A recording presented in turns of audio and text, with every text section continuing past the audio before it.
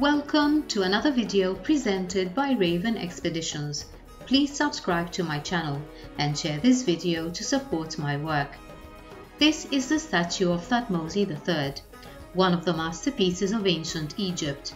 Its exquisite craftsmanship is truly mind-blowing.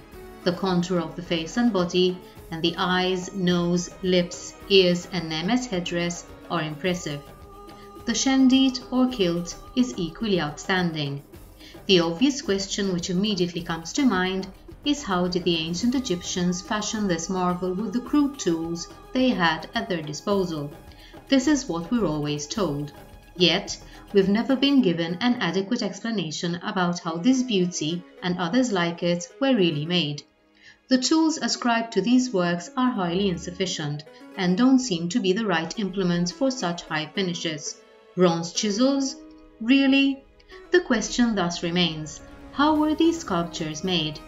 This question has indeed baffled us for the last 2 centuries at the least, as ancient Egyptian treasures began to emerge from the depths of the sands, giving rise to several theories on their craftsmanship.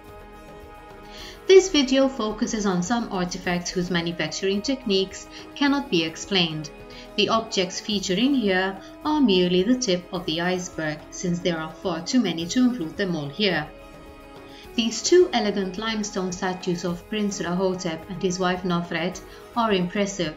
Their white quartz, rock crystal and calcite inlaid eyes outlined with copper are incredibly lifelike and hypnotic to anyone beholding them as they stare back at us. So is this beautiful wooden statue of Ka-Aper, whose eyes are inlaid with calcite, quartz and black stone, outlined with copper. These statues are indeed masterpieces of ancient Egyptian art, but the question always remains, how did the ancient Egyptians make them, paying attention to all these minute details, making them so lifelike?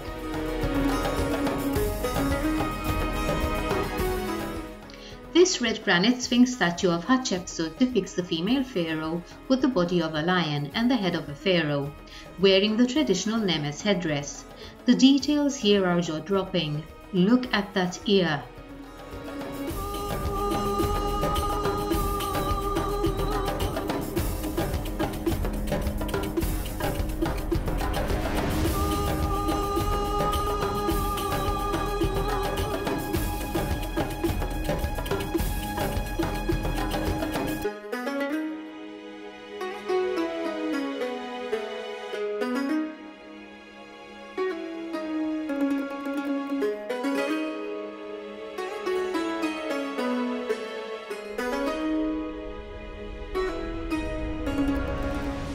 This incredibly beautiful diorite statue of Khafra was discovered in the Valley Temple of Khafra at Giza.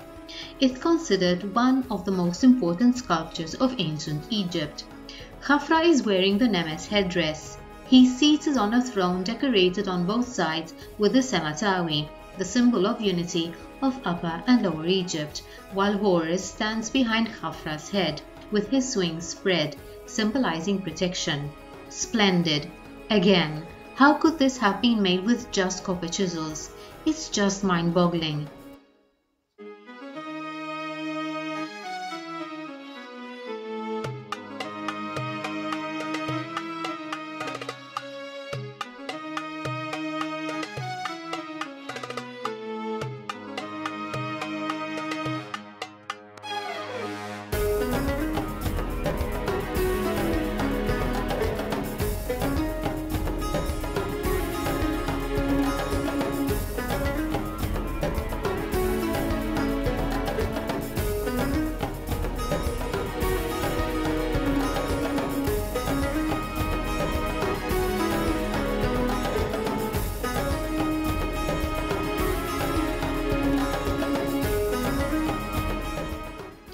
This unfinished box is conventionally called a sarcophagus.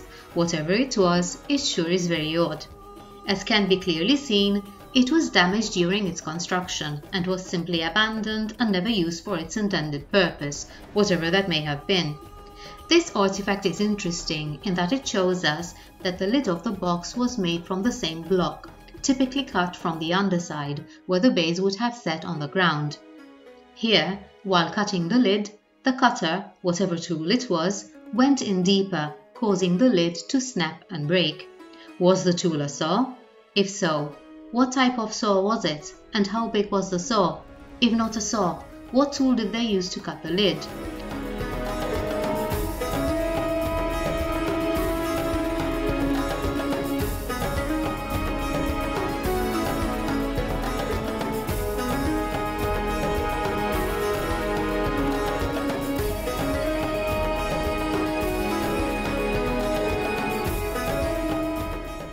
I also inspected the interior of this box that also looks unfinished. It has an edge all around that would have been leveled out and smoothened when completed. What were the tools used here?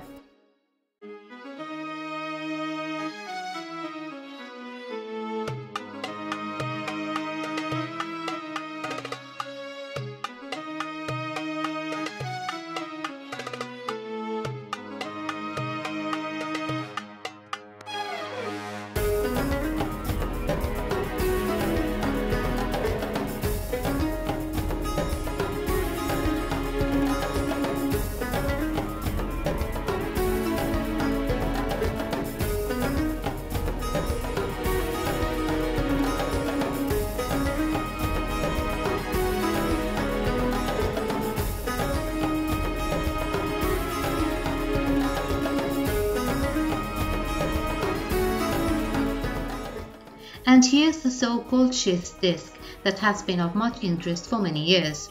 It's a very mysterious object. According to academia, this is a lotus bowl. Clearly, it's anything but decorative. It sure looks like a part from some sort of machine or tool, something functional, definitely not decorative. This object was found in the tomb of Prince Sabu in Saqqara, with some other 40,000 objects. What was it? How was it made? What was its function? The mystery surely deepens.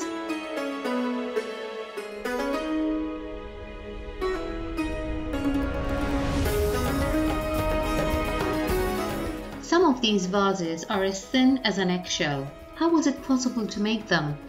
And how was it possible to manufacture such exquisite and fragile objects?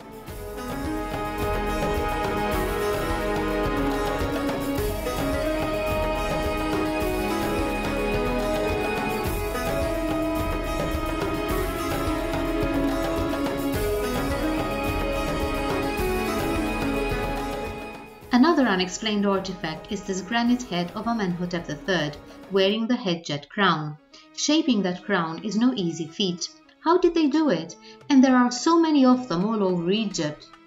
These Menkaure are made of grey-green schist and have been superbly sculpted from a single block of stone.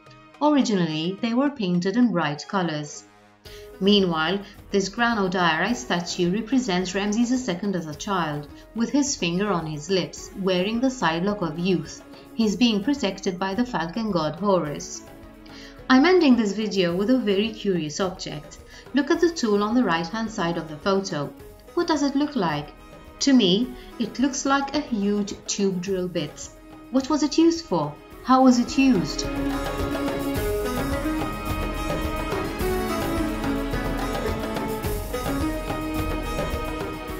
This video has merely presented snippets of the thousands upon thousands of unexplainable ancient Egyptian sculptures and objects that have riddled the world for the last 200 years.